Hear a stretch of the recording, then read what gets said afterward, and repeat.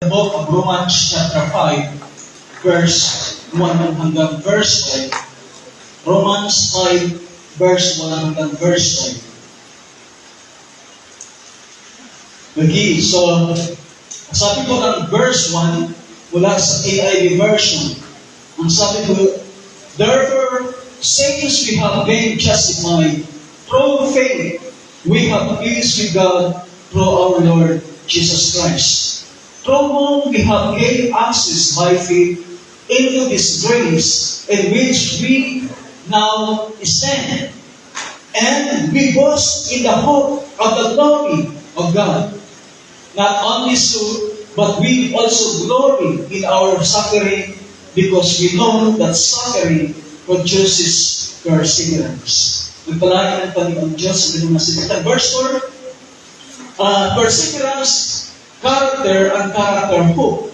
Last verse, and hope does not put us to shame because God's love has been poured out in our hearts through the Holy Spirit who has been given to us. Pagpalain ng Diyos sa kanyang mga salita, mga kapatid, kailangan po bigyan ng konting recap yung ating message ng nakarang Sunday sapagkat mayroon ilan sa inyo na hindi nakadalo ng mas nakarang Sunday sapagkat ito ay related po sa ating naka-inline po yung ating message sa umaga ito. Okay? So, last Sunday ay ang ating po topic about living with Jesus. Ang pamumuhay na kasama ang ating Panginoon. Ang pamumuhay na kasama ang ating Panginoon Jesus, ano po, ay mayroon pong dalawang aspeto. The first one is going in the same direction. Ito po ay pagpunta sa isang direksyon. Going in the same direction with Jesus. That means it requires a change of direction and giving up of something. Yung paglalakad sa isang direksyon kasama ng ating Panginoon Jesus, ito po ay nangangailangan ng pagbabago ng ating direksyon. Sapagkat yung ating direksyon na lagi nating gusto ay laging opposite sa direksyon ng Panginoon Diyos. That is why we need to change our direction. Can you see that? Hindi lamang yun, but we need to give up something. Pero tayo dapat i-give up in order to walk with Jesus. Di po ba? Mahirap kasi na tayo lalakad kasama ng ating Panginoon Jesus na dala-dala pa rin natin yung ating mga pasanin. Can you see that? Yung mga disciple na tinawag ni Jesus, si Peter, James, John, and Andrew, nung sila tinawag ng Panginoon Jesus, agad-agad iniwan nila yung kanilang mga lambat at sumunod sa ating Panginoon Jesus. So ang pagtungo sa isang direksyon ng ating Panginoon Jesus, ito ay pag-give up. Pag-give up. Yung i-give up natin yung mga bagay sa buhay natin. Okay. So, ang direksyon ng Panginoong Diyos at ang direksyon ng mundo ay talagang magkaiba. Iyan, they are opposite. Tama ba ba? At sabi ba ni Billy Graham, in a life, you have to choose between two roads. One leads to God and the other leads away from Him. So sa buhay nito, kailangan natin mamili ng dalawang daan. Dalawang patutungan, dalawang direction. It's either papunta sa Panginoong Diyos, or kaya naman, palayo ko sa Diyos. They are opposite to each other. Sila po ay magkaiba. So kailangan lagi tayo nasa direksyon ng Panginoon. Kasi kailangan hindi tayo laging opposite sa direksyon ng Diyos, kung saan ang direksyon ng Panginoong Diyos, dapat doon yung ating direksyon. Kasi naniniwala ba kayo na si Jesus hindi nag-absent sa mga gawain? He never absent sa church, sa mga gawain. Anong sabi ng ating Panginoon Jesus? Matthew 8:20. For where two or three are gathered in my name, that make us meeting together as my followers, I am there among thee. Two or three that gather in His name, He is the midst of them.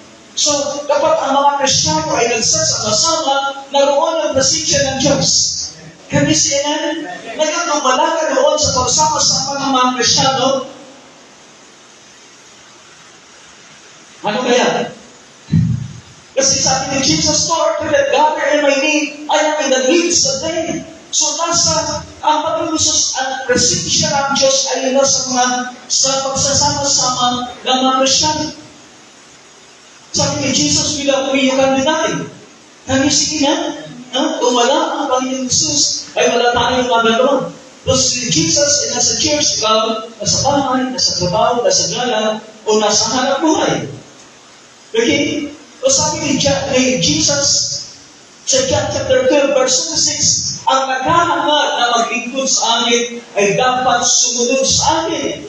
At saan man ako naroon ay pumaroon din siya. Yan, napakabilang sa Tagalog, ha? Amen?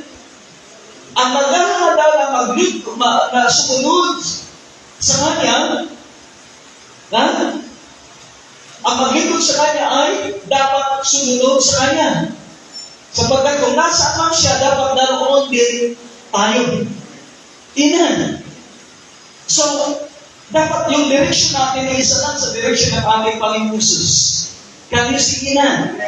Praise God. You know, apart from walking with Christ, it is impossible to receive any blessing of this life. Kung hindi natin kasama si Jesus, ang ating Panginoon Diyos sa ating buhay, sa ating paglalakbay, sa ating journey, it is impossible to receive any of the blessings of God. Do you agree with me? Tingnan natin yung Malakay. Chapter 1. Sabi ng Malakay, you have planted much, but harvested later. You eat, but never have enough. You drank, but never have filled. You put on clothes, but you are not warm.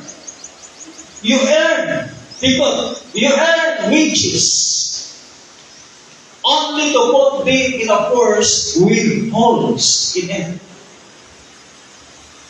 So dito pa pinapakita na kapag si Jesus, hindi tayo lumalakad kasama ng ating Panginoon Jesus, kahit anong ating pagsusumikap. Kahit yung pagsusumikap po natin, I give you an example. Sa ating Bible, dito, you earn wages. Sino po dito ang sumasama? Asa naman, may mga trabaho. Yung mga umiikang, yung mga may baon. Okay, yung mga may baon. Diba? Pag binibigyan, bibili ng baon. Yung mga nag-negosyo, yung mga ikang, sino dito umiikang?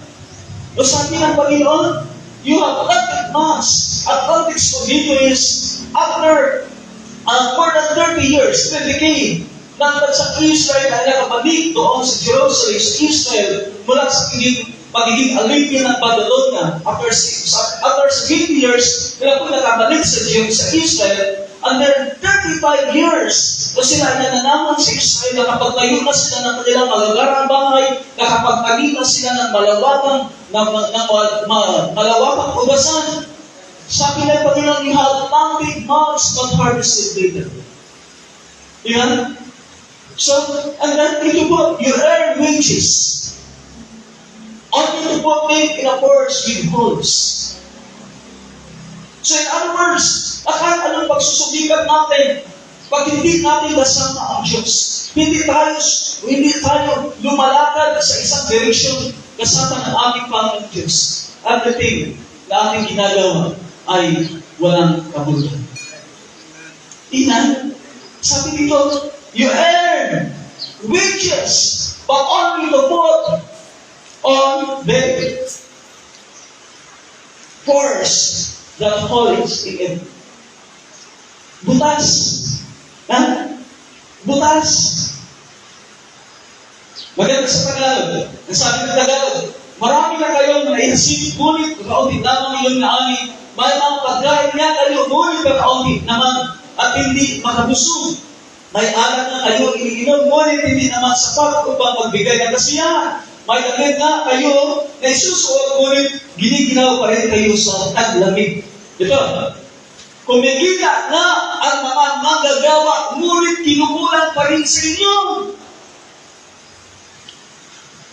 Ano ang reason? Why? Bakit? Bakit ganon? Bakit ganon ang nangyayari? Sabi mo sa akin, bakit pastor? Tingnan natin yung next verse. alam mo ba ninyo kung bakit ganyan ang nangyayari? Sabi niya ng Panginoon sa bansa ng Israel, alam niyo ba kung bakit ganyan ang nangyayari sa inyo? Na ang lahat ng inyong pagpapagal ay nagresulta sa wala. Lahat ng inyong pagsusumikap ay wala kayong naiipon, wala kayong napupunta.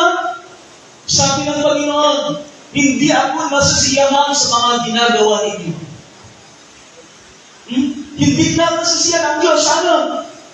Kaya pumunta kayo sa pagpagubatan at kumuha ng mga krusong gagamitin sa muling pagtatayo ng templo upang ako ay masiyahan at doon ay magbigyan ng karangalan. Pumunta kayo sa pagpagubatan at kumuha kayo ng mga punong kahoy. Pumunta kayo ng mga punong kahoy upang may tatagbuhin ang aking templo. So God is concerned sa kanyang templo. Can you see that? Sapagkat doon sa templo ay siya nabibigyan ng karangalan. Can you see that? Nabibigyan lamang ang Diyos ng karangalan. Sabi na doon sa templo. Kaya tayo dapat ay lumaban tayo kasama ng Panginoon. Can you see that? Praise God. The second one is living in Christ means being in sync with Him. Walking at the same speed as God's walking. Diba? Huwag tayong mauna sa Diyos, baka iwanan natin ang Panginoon. Can you see naman? Hindi po ba kapag kayo kasama babagal, maglakad? Yan? So, huwag din tayo magpahuli. Baka tama rin tayo pumakbang. We need to walk with Jesus side by side. We need to walk with God side by side. Do you agree with me? Praise God. At alam niyo mga kapatid, ang desisyon to live with Christ must be a deeply personal. Yung ating desisyon na mamuhay kasama ng ating Panginoon Diyos ay dapat ito ay personal nating ginagawa. Amen? Can you see amen? Praise God. So this morning, balik tayo ng kaunting hakbang doon po sa ating passage. Ano po? This point sa Roman ay makikita natin na si Pablo, dinescribe niya yung tinatawag na sin, yung sinatawag na nature of a sinful world, yung mundo na puno ng kasalanan. At mababasa din natin sa chapter 3, verse 23, na ang lahat ay nagkasala ang kinapos sa kaluwalhatian ng Diyos. Tama po ba? In Romans chapter 1, verse 18, dito po nakikita natin na inihayag ng Diyos ang kanyang wrath. Ano yung wrath sa Tagalog? Yung galit. Yung kanyang galit, yung kanyang puot. Yung kanyang puot dahil sa tinatawag ng unrighteousness. And in chapter 6, verse 23, ang sabi po ng Biblia that the wages of sin is death. Ang kabayaran ng kasalanan ay kamatayan. So ano ang advantage sa mga Christian? Ito po yung ating topic ngayon. Ito po yung ating focus this morning is the advantages of a life with Christ. Okay? Ito po yung ating pangatula Sunday ng ating po ngayong topic is about the advantages of a life with Christ. Ang mga kalamangan ng isang buhay na kasama si Jesus. Okay? So, pag sinabing advantage, sabi ng dictionary, the word advantage or kalamangan is a condition or circumstances that put one in a favorable or superior position. Ang kalamangan daw ay isang kalagayan na naglalagay sa isang tao sa isang favorable na o nakahigit na posisyon. Yan daw po yung advantage. I give you an example. Ngayon ay papasok na yung tag-ulan. Di ba? In fact, yung mga previous na mga weeks na yung sunod-sunod yung ulan, maraming sa Victor Manila ang binaha. Yan. Maraming mga pinasok at bahay, pumasok sa bahay, yung baha, maraming Islamic sapagkat malalim po yung tubig sa kalsada. Pero dito sa Antipolo, ay masyado tayo above the civilian. Di ba? Tayo ay nasa tuktok ng Metro Manila. So, ang advantage sa atin, hindi tayo binabaha. Nandito yung advantage. So, sa buhay Kristyano, ay mayroon po tayong kalabanan. Amen? So, ang tanong ngayon, ano yung mga advantages ng mga mananampalataya? What are the advantages of believers? Mabuhay na kasama ang ating Panginoon. Now, the first advantage is highlighted in verse 1. Tingnan natin, balikan natin yung verse 1. Sabi po ng verse 1, therefore, since we have been justified through faith, we have peace with God through our Lord Jesus Christ. So ano ang advantage sa mga mananampalataya? We have peace with God. Okay? Mayroon po tayong kapayapaan ng Diyos. Ina, yun po yung kalamangan sa isang tao naglilingkod sa Diyos. Isang tao may Kristo sa kanyang buhay. Isang tao na inilaan niya ang kanyang buhay sa paglilingkod sa Diyos. Siya po ay mayroon, ang kanyang kalamangan ay mayroon siyang kapayapaan ng Diyos. Ina, we have peace with God. Can you see that? Mayroon tayong kapayapaan ng Diyos. Mayroon pa isang tao na dumalo pumunta sa doktor magpa-check up. Sabi ng doktor, ano po ba ang iyong suliranin? Ano po ba ang iyong nararamdaman? Sabi ng tao, Doc, ako po ay I've been in trouble sa aking business. Mayroon akong problema. Pag uwi ko sa bahay, mayroon akong problema. Trouble is everywhere in my life. Sabi niya. So, sabi ng doktor na sige, dumaan siya sa pagsusuri. Then, after ng pagsusuri, sabi ng doktor, parang wala ka namang sakit. Pero sabi ng pasyente na hindi ako mapakaligo. Pwede magbigyan ako ng gamot na magpapakalma sa aking isipan. So, ang ginawa ng doktor, umuha siya ng kanyang papel at nagdagdag siya ng resita. At inabot doon sa tao na nagpapacheck up sa kanya. And then, pagkatanggap ng tao doon sa resita yun, agad-agad siya pupunta sa drugstore.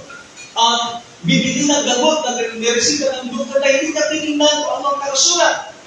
And then, pagdating doon sa drugstore, sabi ng yung mga pharmacist, sir, pasensya na po, wala po kami ganitong only gamot na maibibigay sa iyo. Sabi ng tao, hindi ko ba? Kayo ay isang drugstore, dapat kumplito kayo. Sabi ng pharmacist, pasensya na po sir, wala kaming maibibigay sa iyo. Sabi na, hindi pwede yun. Kasi, drugstore kayo, dapat kumplito kayo. Pero sabi ng pharmacist, sir, kung gusto mo, umuwi ka na lang ng bahay at magbasa ka ng Biblia. Sabi ng pharmacist. Then, sapagkat wala po kami ganitong gamot. Sabi ng pasyente, bakit alam klase gamot ba ito? So, tinignan niya yung resita ng doktor at nung nakita niya Romans chapter 5, verse 3. We have peace with God. O sabi ng doktor, sabi ng pasyente, umuwi siya sa kanyang bahay at pinuha niya yung Biblia at binasa niya at kada tinawagan niya yung doktor. Ano po ba ang ibig sabihin ng prescription? Sabi ng doktor, wala man problema. Ang problema mo hindi physical. Hindi kalusugan ang problema mo. Ang problema mo is spiritual. Mga kapatid at mga minamahal, we can have a lot of things in life. Di mo ba? Ina? But if we don't have an inner peace, we will never truly enjoy sa buhay natin. Kapag wala tayong tunay na kapayapaan, hindi natin ma-enjoy ang buhay na intended ng Diyos para sa buhay natin. Can you see na? Kaya sabi ni Paul sa passage ito, tayo po'y mayroon po siyang itinuro sa atin, which is wonderful things sa buhay natin. wonderful, happy sa life ng isang mananampalataya. Sabi niya, we have peace with God. Ina, mayroon tayong kapayapaan kasama ng Diyos. What does it mean to be at peace with God? Ano nga daw ibig sabihin sa pagiging at peace or pagkaroon tayo ng kapayapaan sa Diyos? Peace with God means our conscience are clear. Ang ating conscience ay malinis. Ang ating budhi. Okay? Ang ibig sabihin ng kapayapaan sa Diyos ay malinis ang ating budhi. Ganun si Ina. In other words, yung mga guilt sa buhay natin because sa ating mga kasalanan, dahil sa ating mga kasalanan, ay ito ay nawalan. Ina. Because we are justified. We are believing. Tayo ba'y pinalaya? Tayo ba'y pinawalang sala ng Panginoon? So, peace with God also allow us to live a life without fear. Ina, tayo po namumuhay na wala ng takot sa kamatayan at sa eternity. Kasi na, dahil alam natin, secure tayo sa kamay ng Diyos. Ang sabi ni Jesus in John chapter 13, verse 38, I gave you eternal life, and you shall never perish, nor anyone that is not sin out of my hands. So mayroon tayong security, mayroon tayong assurance sa kamay ng Diyos. Pag-isinan, so mayroon tayong kapayapaan. Ito ay yung kapayapaan ng Diyos, ito po ay nagpapahintulong sa atin na tayo mamuhay na wala ng takot sa kamatayan. Ang mga mananampalataya ay hindi na takot sa kamatayan. Sabi ni Paul, for to me to live is Christ, and to die is gain. Inan, ang kamatayan ay tagumpay. Ang malagay kay Pablo ay mamuhay siya para kay Kristo. Ito po yung ating next topic, living for Jesus. So, tayo ay wala ng takot. Tayo po lang umuhay na wala ng takot. Do you agree with me? Our hope is secure in the knowledge that Jesus has done all that was necessary to make us right with God. Ginawa na ng Panginoon Isus ang lahat ng bagay na kinakailangan upang maiayos ang buhay natin sa harapan ng Diyos. So, peace with God allows us to live without fear of death. Amen? Ika na, our last breath on earth will be our first breath in heaven. Yung ating huling hininga sa mundo ito ay unang hininga natin sa langit. Amen? Kaya ang mga Kristiyano ay hindi natakot sa kamatayan. Do you agree with me? Hallelujah. But remember, before tayo nagkaroon ng kapayapaan sa Diyos, before tayo nagkaroon ng at peace with God, we live our lives in conflict with the Lord. We are in conflict. Di ba ba? Dahil sa ating kasalanan. Now, the moment na tinanggap natin sa Jesus bilang Panginoon at tagapagligtas sa ating buhay, at namuhay tayo kasama niya, that conflict is put to an end. Yung conflict natin ay nawala na because we are justified through faith. Amen? Tayo ba'y pinawalang sala sa pamagitan ng ating pananampalataya? Balikan natin yung verse 1. Therefore, since we have been justified through faith, we have peace with God through our Lord Jesus Christ. Paano natin ma-achieve yung kapayapaan na yun? Paano natin ma-achieve yung kapayapaan? Sabi mo dito, through our Lord Jesus. Alam niyo po ba ng ating mundo ay nagbabanta yung tinatawag ng World War III? Ang Pilipinas at China ay mayroong tension. Ang United States at saka ang Russia ay mayroong tension. Sabi ba nga, single shot ay maaaring ito mag-trigger ng tinatawag na World War III. So may mga tao na kanilang advocacy ay magkaroon ng peace, kapayapaan. Pero alam niyo po ba na ang effort ng tao na magkaroon ng kapayapaan ng mundo ay pansamantala lang? Amen? Do you agree with me? Kahit dito sa ating bansa ay mayroong ginagawang effort ang gobyerno na magkaroon ng kapayapaan sa mamamagitan ng mga rebelde, sa mamamagitan ng mga rebelde Muslim, pero hanggang ngayon hindi na-achieve. Dahil ang tunay na kapayapaan ma-achieve sa pamamagitan ng ating Panginoon Jesus. Can you see na? And Ephesians chapter 2 verse 14, for He himself is our peace. Sino ang ating kapayapaan? Jesus. Yung He refers to Jesus. For He Himself is our peace.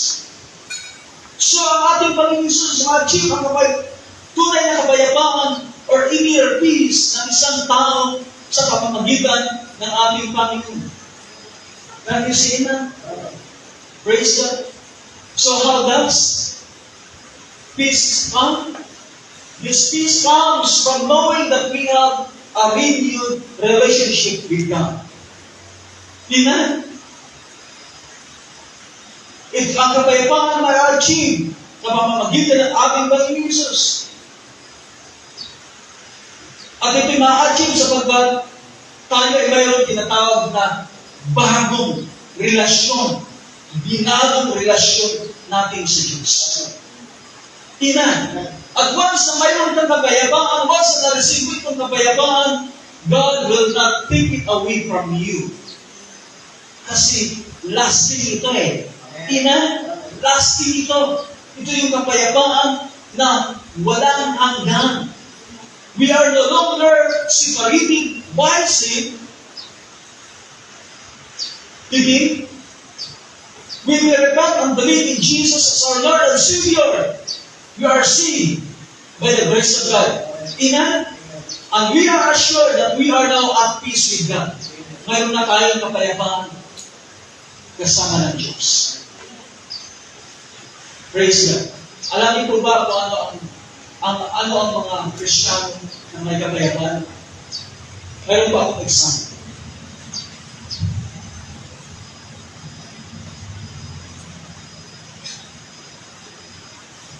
Okay.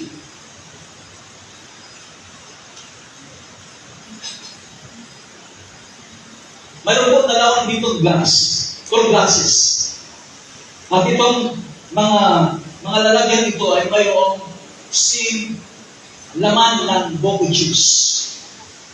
These two glasses represents two kinds of people. The one is with Christ. That means mayroong kapayapaan. And the other one is without Christ. Walang kapayapaan. At mayroon pa ako dito bibigsudan, which represents sa tinatawag na difficulties, problems, challenges. Di ba? Pag buhay natin, mayroon tayong mga hamon. May mga challenge tayo. Anong mga challenge natin? Mayroon tayo challenge sa ating kalusugan. Isa na ako doon sa may challenge. Mayroon tayong challenge sa financial. Tama ba ba?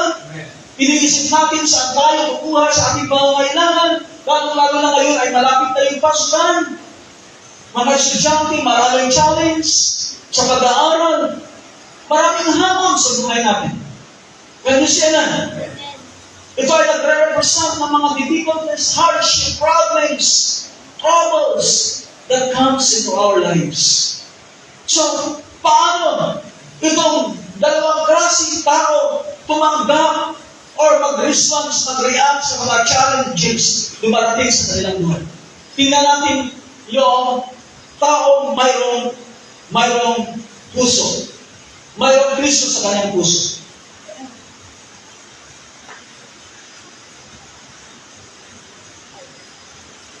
May reaction ba? Wala na? Pero tingnan natin yung mga walang Kristo sa kanyang puso. Walang kapayapaan. Kapag dumarating ang suliranin at problema, mga hamon sa kanilang buhay, mga kapatid at mga minamahal. Yun po ang pagkakaiba. Yan po yung advantage and disadvantage. So, we are Christians. We have advantages. Amen? At ang advantage natin may kapayapaan tayo sa Diyos. And this is a lasting peace. Amen? Hallelujah. But remember, peace doesn't mean it's the absence of problem. Hindi naman mo lugar na wala na tayong problema. Amen? Mayroon tayong mga pagsubok. Mayroon tayong mga suliranin. Mayroon tayong mga pangangailangan. Kung ang paglilingkod sa Diyos na may katapangan, mayroong kasiga-sigaan. Kung yan ang basihan na wala na tayong problema, wala na tayong challenge sa buhay natin, siguro isa na ako dyan. Okay? Pero ang kapayapaan hindi nangahulugan na wala ng conflict, wala ng problem. But a Christian journey is not without trials. The advantage is we have an inner peace. Amen? We have an inner peace. Na kahit ano pang ilagay problema sa buhay natin. Amen? Kahit ano pang ilagay sa problema sa buhay natin ang mga problema, hindi tayo natitinag. Because we have peace with God. Amen? Dahil sa kanya, yun po ang advantage sa mga mananampalataya, sa mga tao naglilingkod sa Diyos, sa mga tao kasama niya ang Diyos sa kanyang buhay. Mayroon siyang tunay na kapayapaan. So, ngayon, kung mayroon problema, kung mayroon ng challenges, take that problem and difficulty and give it to Jesus. Ha? Kung mayroon ng suliranin, mayroon ng problema, ibigay mo yan kay Jesus. Amen? Ibigay mo yan sa ating Panginoong Diyos. Ating ang Panginoon, lumapit kayo. Kayo lahat na nabibigatan, ang may pasanit at nabibigatan lubha. Ibigyan ko kayo ng kapahingahan. So give it to Jesus. Your problem, your difficulty, give it to Jesus. Hindi. Binayaran na mga kapatid. Yung sinarinig niya mo, binayaran niya sa pamamagitan ng kamatayan niya sa krus ng Calvary. Do you agree? He paid that only for you to be free from sin, but He shed His blood on Calvary, that your mind would not be plagued by doubts and anxieties. Para yung ating isipan ay hindi na ito mapuno pa ng pag-alilangan at mga pag-alala sa buhay. Can you see, man? Your mind is no longer the prisoners to the trauma of your past. Di ba? Can you see that? Kung tayo tunay na naglilingkod sa Diyos at lumalakad kasama ng Diyos, yung ating isipan ay hindi na prisoner sa mga trauma sa ating nakaraan. Amen? Nalisi na.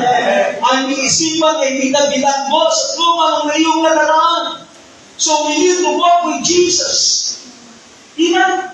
And rest and victory that Jesus won for us at the cross of Calvary. Manahan tayo. Amen? Rest. Manahan ka sa tagumpay ng ating Panginoon Jesus noon sa krus ng Kalbaryo. Kagisilan, kung mayroon ng suliranin, manahan ka sa tagumpay ng ating Panginoon Jesus doon sa krus ng Kalbaryo. But I just want to remind everyone that peace must be filled by the Word of God. Yung kapayapaan may pinangako sa atin ng Diyos, it must be filled by the Word of Christ. Dapat ito ay mapili natin sa pamamagitan ng salita ng Diyos. Amen? Kaya dapat lagi tayo nagbabasa at nakikinig ng salita ng Diyos. Kanisinan, nasikinan, the advantages of a life in Christ is found in verse 2. Sabi ng verse 2, through whom we have gained access by faith into His grace in which we now stand. And we boast the hope of the glory of God. So ang pangalawa, na advantage sa mga mananampalataya or sa mga taong namumuhay na kasama ang Diyos, we have direct access to God. Mayroon na tayong direct access sa ating Panginoon Diyos. Nandis niya na, alam niyo, nakita ko lang sa mga news na mayroon tinatawag na IT Global Outreach. Marami na sila sa Sarmiento. Isa sila sa mga apektuhan sa kanilang biyahe na sinasadyakan sila.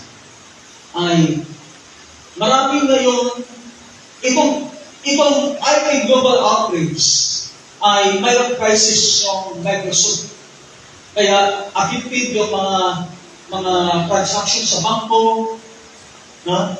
Yung mga online transaction ay wala silang access sa kanilang bangko, wala silang access sa kanilang bank transaction through internet. Yung mga paliparan ay yung mga airport ay pulutan ng mga tao dahil hindi makapag-flight dahil blackout ang kanilang computer. So mayroong tinatawag na global outreach sa IT. Ang mga Jewish people, we were separated from God by a veil, no? Sa ugalan ng veil? Cortina. Okay. Then, ang mga Gentiles, everyone who was not Jewish people, they were separated by a wall, pader, yung pader mismo. Now, ang word na access, sabi ng dictionary, access having the ability to approach, to enter, or communicate with, or making use of. Example, nangupahan ka, nagrenta ka ng bahay. Then after na nakapagbigay ka ng down payment, ibinigay sa iyo yung susi ng landlord. Okay? Ng bahay. So that means, you have now the access. Mayroon ka ng access sa loob ng bahay. Pwede mo na buksan, pwede mo na pumasok, pwede mo na dalhin ang iyong mga gamit, at pwede ka na tumira. So mayroon ka ng access. Yun ang pag-ibig sabi ng access, having the ability to approach, enter, or communicate. Okay? Now, ano naman ang ibig sabihin nito sa in a biblical phrase o a biblical term? Yung Greek word that access is access. It refers to the acceptable way of approaching God and giving admission to His people. Yung word na access, ito na yung acceptable way. Mayroon pala paglapit sa Diyos na hindi katanggap-tanggap. So, sa atin, ay mayroon na tayong tinatawag na katanggap-tanggap na paraan ng paglapit sa Diyos. Ingat, sa anong paraan? Nakatanggap-tanggap dahil sa ating Panginoon Isus. Ingat, because of Jesus Christ, we have now an access. Yung ating pag-access is acceptable sa harapan ng ating Panginoon Isus. Ingat, praise God. Ang access ay tumutukoy sa katanggap-tanggap na paraan ng paglapit sa Diyos o paggamit ng pagpasok sa kanyang pabor. Yun pang ibig sabihin ng access. So access is a privilege granted to those who seek a relationship with Him. Kanino grant access? Sa mga tao na nagsisik ng relationship sa Kanya. Earnestly pursue His will kaintig na hinahanap ang kanyang kalooban. So we as Christians, we have now the access. Amen? Alam niyo, the Old Testament. Sa Old Testament, ang may access doon doon sa presence ni Lord ay mga pare lang. Pare lang. Yung tabernakulo, noong lumang tipan, ay nahati po ito sa tatlong bahagi. Mayroong tinatawag na first, yung una ay tinatawag na outer court. Then, yung pangalawa, holy place. At yung pangatlo is the Holy of Holies. Okay? So, ang mayroong access doon sa holy place ay mga pare lang. At yung doon sa Holy of Holies, isa lang din, yung high priest lang. At sila, nakapapasok lang doon sa Holy of Holies, once a year lang, isang bisis sa isang taon. At ang mga pari ay mayroon silang dalawang bagay na dapat nilang gawin. The official and priest did two things. Dalawang bagay na kanilang ginagawa. Una, they had the privilege and responsibility to go directly to God. So privilege nila yun. That they can come directly to the presence of God. Hindi na kailangan dumaan pa sa kahit kanino man. Sila ay makalalapit directly doon sa presensya ng Panginoong Diyos. They could pray and talk to God, worship and fellowship with Him. So yun po ng mga priests. At ang lahat ng tao kailangan dumaan sa mga pare. Ito yung practice ng lumang Catholic Church. Begin. And the second thing na ginagawa ng pare, the priest had the privilege and responsibility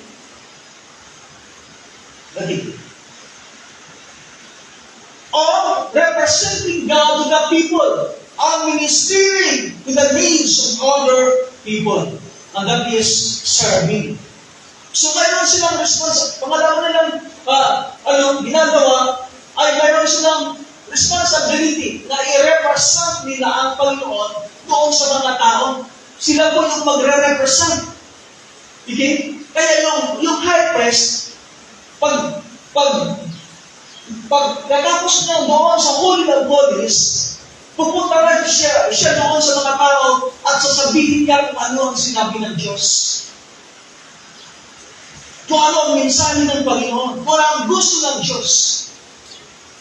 So, they represent God to the people and to minister the needs of honor. And the Bible says when Jesus died on the cross, wala niyo po ba? Yung namatay ang ating Panginoon Jesus, yung tabil, yung cortina, yung curtain, na barriers between the presence of God and the people, ay nahati po mula sa taas. 70 feet po yung taas ng cortina yon at may kapal na 14 inches yung curtain. It means makapal pa sa isang roller.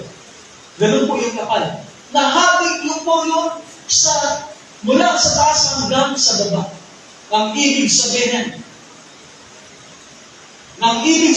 mga kapatid, ng bawat isa ay pwede na makapasok sa presensya ng Diyos. That means there no longer barriers between God and man. Amen. Wala nang hadlan sapagkat mayroon na tayo access. 1 Peter chapter 2, verse 5. You come to Him as living stone, as a small house that is being built into the holy priesthood. And in verse 9, but you are a chosen people, a royal priesthood. So you are the priest of God. Amen? We are the royal priesthood. So we have now the access to the throne of God, to the throne of grace. We have now the access to the presence of God.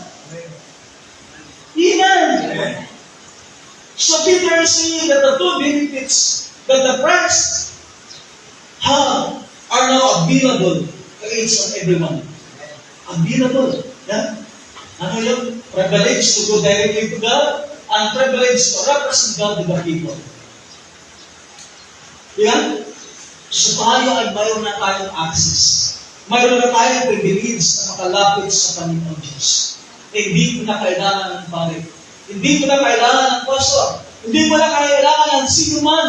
pwede ka nang makalapit sa Diyos. Inan. Do you agree with me? Hallelujah. What a privilege. Sa mga mananampalataya na tayo ay makakalapit na sa Diyos dahil dito na. Praise God. Those are the beautiful things that true of you. We have now a privilege to go directly to the Almighty God. Amen. We have all now the privilege of entering to the presence of God through the work of Jesus Christ. Sa pamagitan ng word ng ating Panginoon Jesus. Okay, Hebrews chapter 4, verse 16. Sabi ng NLT, so let us come boldly to the throne of our gracious God. There we will receive His mercy. Saan natin ma-receive yung mercy? Sa throne ng Panginoong Diyos, sa presence ng Diyos. There we will receive His mercy. And we will find grace to help us when we need it most. We will find grace to help us in times of need. Kaya lagi dapat tayo lumapit sa presensya ng Diyos kapag mayroon na tayong access na lumapit sa Kanya. Hallelujah. Huwag po ayaw ng dalawang isip na laging lumapit sa presensya ng Panginoon. And the last one na advantages. Balikan natin yung verse 2. Through whom we have been access by faith into this grace, in which we now stand, and we boast in the hope of the glory of God. Hope of the glory of God. So the third things, the advantages sa mga mananampalataya, we have a glorious hope. Tingnan, mayroon tayong maluwalhati pag-asa. Hallelujah. May problema ka? May suliratin ka? Imposible ba ang iyong suliratin masolusyonan? May pag-asa ka. We have a glorious hope. Hallelujah. Mayroon tayong pag-asa. There are many things in life that we are not sure about. Di ba? Hindi tayo tiyak. Saan tayo maninirangan?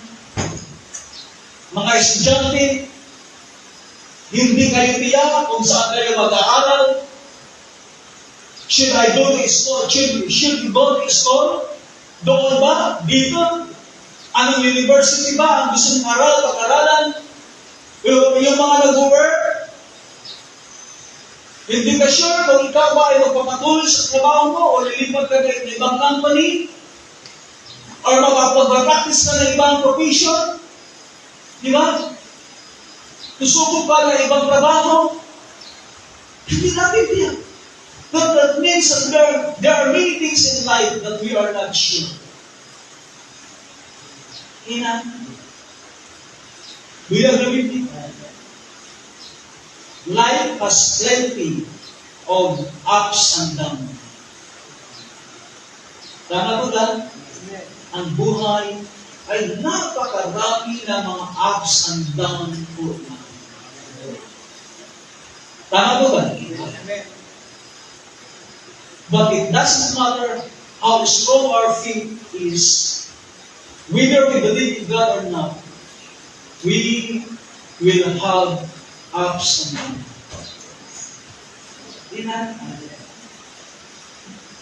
Doesn't matter kung matibay ang iyong pananampalataya. It doesn't matter kung naglilingkod ka sa Diyos o hindi. The fact is, lahat tayo ay mayroong ups and downs. But Paul gives us a path that leads from suffering to hope. Binigyan tayo ng daan, Apostol Pablo, na magdadala sa atin mula sa suffering paghihirap papunta sa tinatawag na pag-asa. Without God's love, there would be no hope in this world. Without love, there will be no hope. Amen.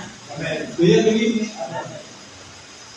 The foundation of our hope is in the soaring promises of God for His word. Ang pundasyon ng ating pag-asa nasaan? Nasa salita ng Diyos. Amen? Hindi sa pangako ng tao. Hindi sa pangako ng mga politiko. Hallelujah.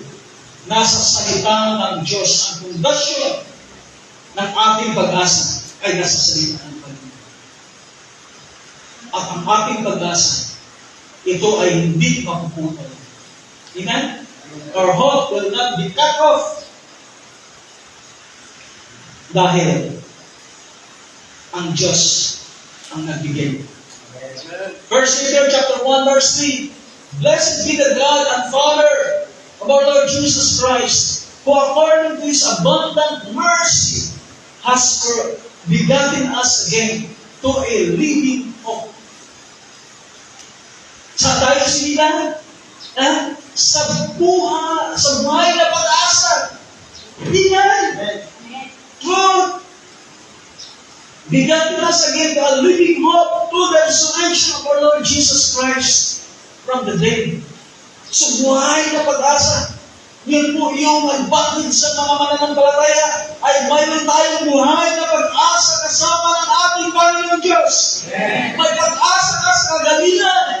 May pag-asa ka sa kinabukasan. May pag-asa ka sa tagumpay na hinahangad. May pag-asa ka sa restoration ng iyong buhay, pamilya, at ano pa man sa buhay mo. May buhay tayo ng pag-asa. Yun po ang bangkit sa mga mananampalataya. Yun po ang bangkit sa mga taong naglilingkod kasama ang Diyos.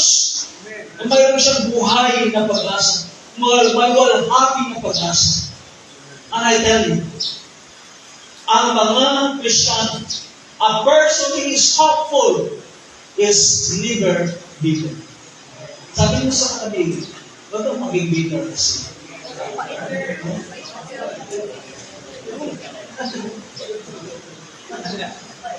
Bitter?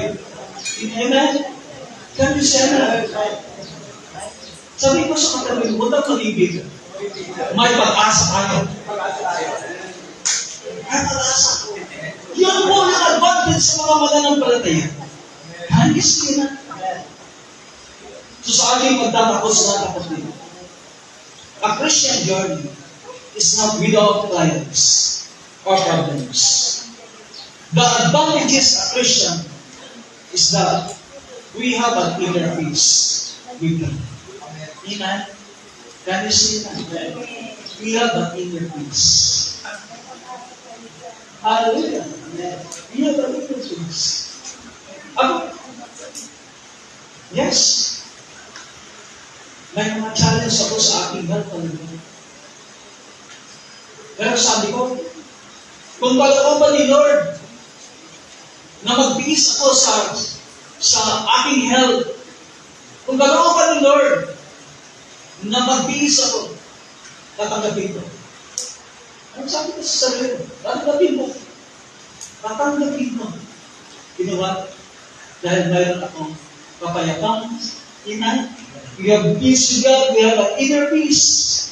We have the ability to go to God directly through prayer. And we know we have God's continual love with us. Mahal tayo ng Diyos. Amen? Can you see, amen? We know we have God's continual love with us to help us through adversities. Amen. Kasama natin ang Diyos. Amen.